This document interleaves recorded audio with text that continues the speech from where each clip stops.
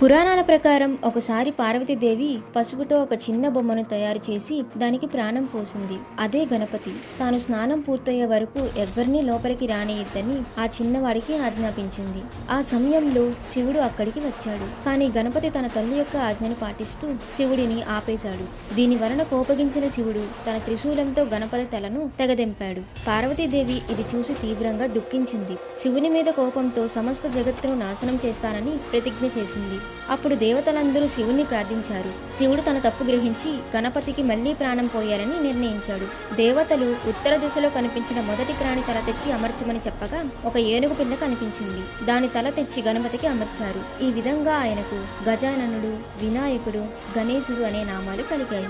శివుడు గణపతిని అడ్డంకులను తొలగించే దేవుడిగా అభిషేకించాడు. ఆ తర్వాత ఏ శుభకార్యం అయినా మొదటగా గణపతిని పూజించే ఆచారం మొదలైంది.